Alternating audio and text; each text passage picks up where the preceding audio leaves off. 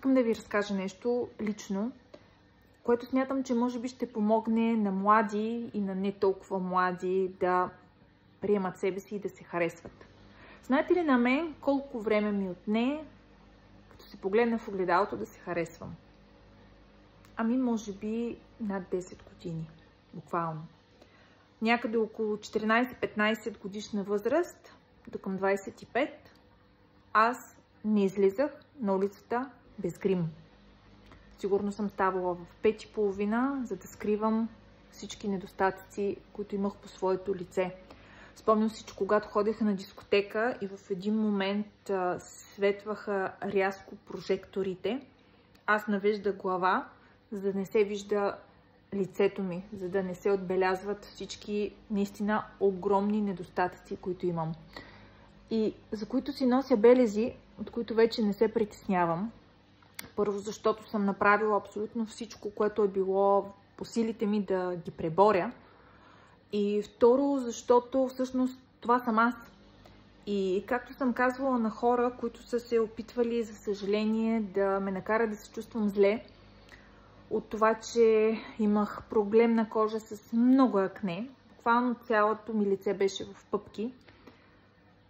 Моите пъпки един ден ще ги няма, но твоя характер да е такъв, да унизяваш и да принизяваш хората, надали ще се промени.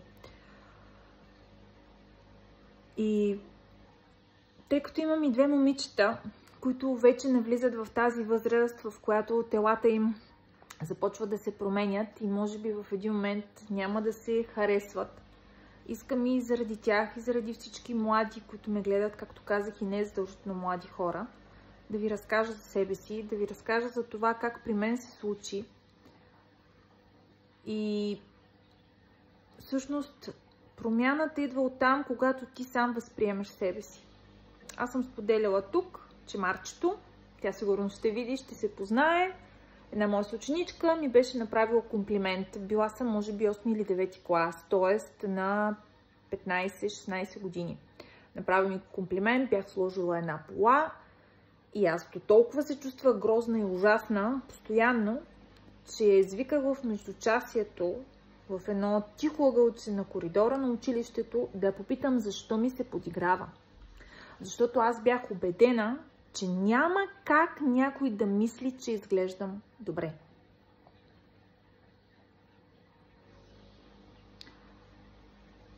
И излишно е сами да създаваме емоцията, негативната върху себе си. Защото това лицето ни да изглежда по един начин е до време. Свързано е с хормони, свързано е с растеж, свързано е с неправилно хранене, свързано е дори с неправилна грижа, защото аз много време не знаех наистина как правилно да се грижа за лицето си, за да се реши моят проблем.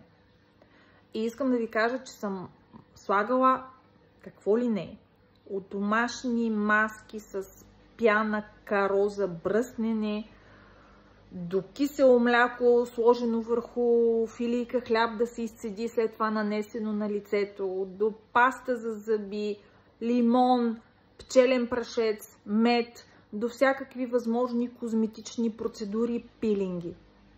Вие знаете ли, че ми се случи веднъж да не отида да преподавам на своята група? Аз много време съм ви разказвала, от 2004 година водех групови обучения по испански език. Най-вече бяха вечер, тъй като хората бяха работещи. И аз една вечер не отидох на курса, защото поглеждайки се в огледалото, въпреки че се бях нагримирала сигурно с 8 слоя фондютен, аз не се харесах. Изглеждах за себе си ужасно и си отмених урок. И да, това няма да го забравя.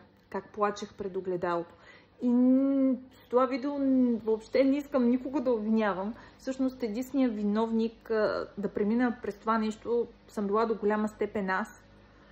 И искам да ви кажа, приемайте се, защото когато ние се приемем, ни приема някакси магически света.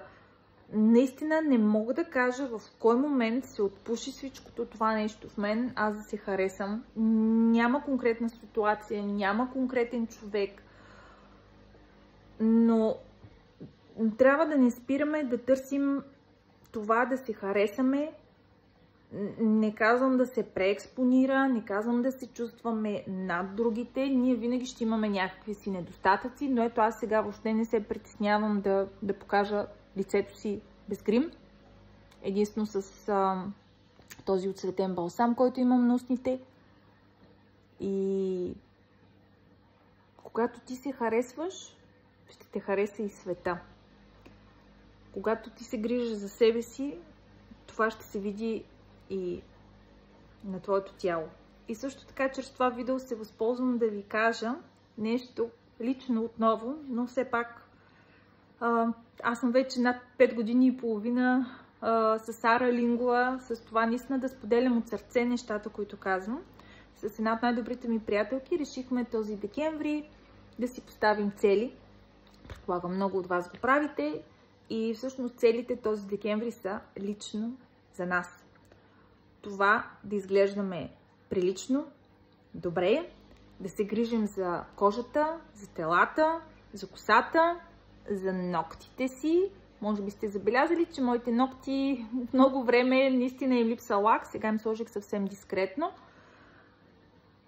И малки неща, малки жестове, да ни радват, да се развиваме, да се усмихваме, защото когато ние сме заредени, ще можем да зареждаме останалите. Пожелавам ви един хубав следобед.